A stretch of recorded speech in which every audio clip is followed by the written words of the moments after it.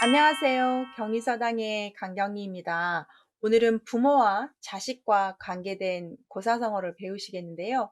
효도하고 관련된 고사성어하고 약간 겹칠 수도 있습니다. 간단하게 한번 이런 것도 있구나라고 하고 한번 보셨으면 좋겠습니다. 금지옥엽, 부전자전, 부자, 자효, 단장, 망운지정 이렇게 좀 간단하게 5개 정도만 보시겠습니다. 금지옥엽이라고 해서 금으로 된 가지와 옥으로 된 잎사귀다. 금으로 된 나무까지 옥으로 된 잎사귀. 만약에 이런 나무가 여러분 옆에 있다면 이 나무 가만히 두겠습니까? 금 가지 다 꺾어가고 옥잎 다 따가겠지 않겠습니까?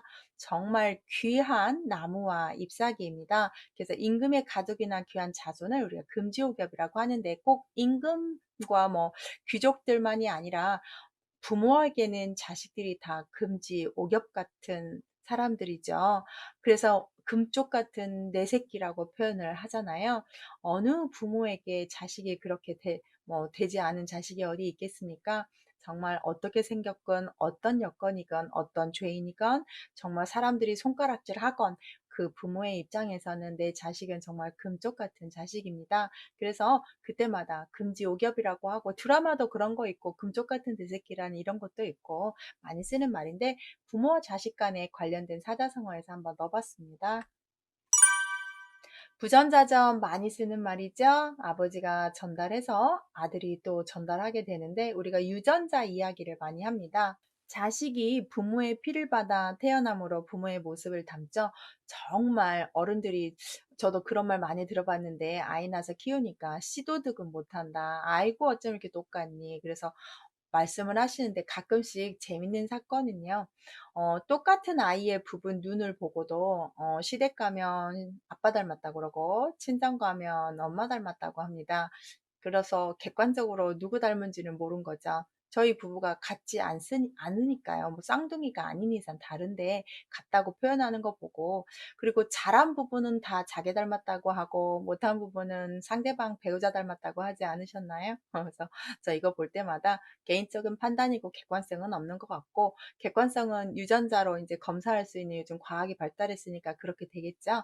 그래서 아버지의 것을 아들이 근데 엄마의 것을 딸이 가져간다는 표현은 없습니다. 이제 북의 사회고 또 우리가 남아 선호 사상이며 남자 중심으로 이루어진 사회다 보니까 여기에 아버지와 아들만 지정했는데 요즘은 조금 변형해서 엄마하고 딸 넣죠? 모전, 여전. 저도 아이하고 같이 이거 유튜브 하다 보니까 엄마랑 딸이랑 많이 닮았습니다. 댓글 많이 봅니다. 닮았죠? 그리고 딸이다 보니까 엄마의 것을 그대로 본따서 하려고 하는 경향도 있고 상당히 저보다 더 뛰어난 부분도 많고 참 딸 키우는 재미가 있더라고요. 확실히 아들하고 달라요. 그래서 자식이 부모 것을 받아들이는 걸 우리가 부모와 자식이 서로 닮았다는 걸 부전자전 좋은 말로도 쓰고 나쁜 말로도 쓰죠.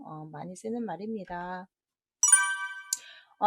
부자 자녀인데요. 아버지가 사랑으로, 자식은 효도로. 그래서 부모는 자녀에게 자애로워야 되며, 자녀는 부모에게 효성스러워야 된다는 효경체, 여기 얘기에 나오는 예은편에 나오는데요. 예절이죠. 부모와 자식의 기본 도리입니다. 기본이 깨지면, 어디나 기본이 깨지면 바로잡을 수 없습니다. 기본이 깨지면 예외의 경우가 아주 많아지죠. 부모가 자녀에게 자애롭지 못한데 자녀가 부모에게 효도하기란 힘듭니다. 반대로 부모가 이렇게 자애롭게 베푸는데 아들이 불효하기가 힘들다고 저는 생각합니다. 분명히 부모라고 해서 다 좋은 부모는 아닙니다. 부모도 인간이기 때문에 나쁜 부모 많죠. 그럼에도 불구하고 자식이 효도할 수도 있고 반대로 부모가 정말 바르게 함에도 불구하고 자식이 불효, 요즘 뉴스 보면 자식이 부모를 때려 죽이는 이런 시대가 되지 않았겠습니까? 이게 얘기편에 나온다는 말 자체는 이것을 규정으로 기본으로 삼았으나 이것을 지키지 않는 폐륜적인 것들이 아주 많기 때문에 이렇게 지켜야 된다고 얘기하지 않았을까요? 예나 지금이나 이런 기본적인 도리를 지키지 않으면 사회와 가정은 무너진다고 봤다고 합니다. 저는 정말 전적으로 동의하고 기본이 무너지게 되면 정말 다 무너지게 됩니다. 그럼 나라의 기본은 가정이고 가정의 기본은 부부와 또 자녀와 이 모든 가족 간의 유대 관계지요. 그래서 그 부분이 무너지게 되면 모든 것들이 무너지니까 정말 그 기본을 실현하기 위해서는 우리가 예의를 지켜야 되는데 그 기본 교육이 저는 한자 예절 교육이라고 생각을 하는 사람 중에 하나입니다.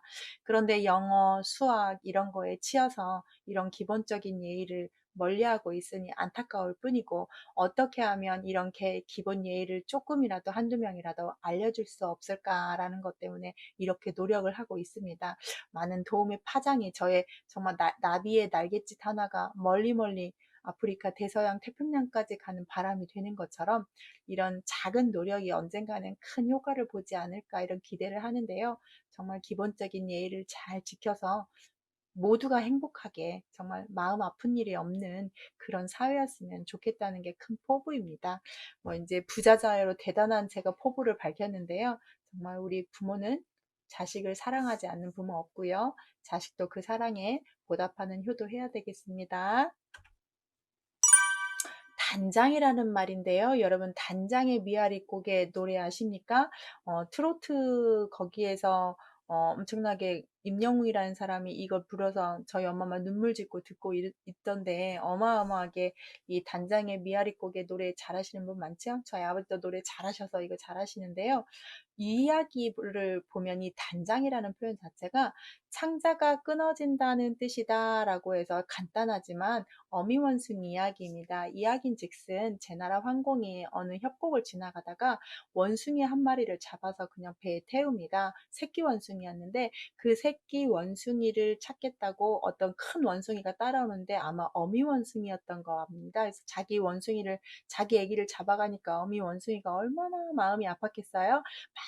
막 찾아서 막 뛰어서 그 배에 올라타는데 자기 새끼 원숭이 옆에 가자마자 탁 쓰러져 죽습니다. 그래서 배에 탄 사람들이 너무 의아해해서 그 어머니가 갑자기 딱 죽으니까 근데 그때는 원숭이 고기도 먹을 때라 원숭이가 이제 죽었으니까 배를 갈라봤을 거 아닙니까? 그랬더니 엄마가 죽은 이유가 창자가 다 끊어져 있었다랍니다. 자기 새끼를 그렇게 사람들이 잡아가니 얼마나 슬피 울면서 따라왔는지 창자가 다 끊어질 정도로 울었다는 뜻입니다. 거기에서 어미 원숭이 이야기에서 부모가 자식 때문에 슬퍼하는 마음을 단장인데 우리 6.25 때 미아리 고개에서 북한으로 끌려가고 헤어지고 남한에서 이제 이렇게 전쟁 나면서 헤어지는 그 고개가 미아리 고개였대요. 그래서 서로 이상가족이 되는 남편이 북한으로 끌려가게 되는 그런 거에서 우리가 단장의 미아리 고개 이야기 보면은 끌려간 남편 기다리는 아내의 노래잖아요. 그래서 이게 단장 창자가 끊어질 듯한 슬픔 이런 뜻이 있습니다. 이런 뜻 알고 노래 불면 더 애절하게 부르지 않을까요? 망운지정 마지막이고요. 바랄만 구름은 어조사지 뜻정인데 구름을 바라보는 정이다라고 해서 자식이 타향해서 부모님을 그리워하는 건데요. 옛날에는 뭐 KTX도 없고 기차도 없고 차도 마차만 있고 걸어 다닐 그때에 유학처럼 멀리 자기가 살고 있을 때 부모한테 하루빨리 갈 수 없음을 한탄하면서 하늘을 쳐다봤더니 구름이 쑥 이렇게 지나가더랍니다. 그래서 그 구름을 보면서 너는 떠다니면서 우리 엄마 아빠 사는 고향으로 그 구름은 가겠지. 나는 저 구름처럼 가지 못하니 마음이 아프다. 우리 부모 보고 싶다. 라고 해서 그때 구름을 바라보면서 부모 생각했던 자식이 했던 말입니다. 그래서 19절에 나온 구절이고 자식이 타향해서 고향에 계신 부모님을 그리워하는 모습입니다. 어, 여기에서 주인공이 자식이라는 겁니다. 부모야 뭐 늘 그 문 앞에 가서 자식 기다리고 전화 기다리고 자식 온다고 하면 버선발로 뛰어가고 이게 부모의 정이지요. 부모가 자식을 사랑하는 것처럼 자식이 부모를 사랑했다면 아마 신문에 나는 효자들이 매일 등장을 할 거예요. 그래서 내리사랑이라고 하는 거지 않겠습니까? 그래서 부모와 자식 간의 사랑에서 그 자식이 부모를 타지에서 엄청 그리워하는데 유학을 갔다거나 멀리 갔다거나 또 가지 못한 곳에 있다거나 요즘처럼 코로나 때문에 보고 싶어도 못 보는 경우 우리 요양원에 계시는 우리 부모님들 못 찾아가는 그런 것들도 다 망혼지정에 표현할 수 있겠습니다. 그래서 부모를 그리워하는 자식의 마음을 이렇게 망혼지정이라고 합니다. 부모와 자식 간에는 정말 이런 끈끈한 효도가 깔리고 사랑이 깔리는 것 같습니다. 오늘 금지옥엽, 부전자전, 부자자요, 단장, 망혼지정 다 부모와 자식 간의 관계의 사자성어였습니다. 부모와 자식 간에 재밌게 배우셨나요? 고사성어도 이렇게 주제별로 묶어보니까 재밌네요. 다음에 또 다른 주제로 고사성어 알려드리겠습니다. 구독, 좋아요 부탁드립니다. 감사합니다.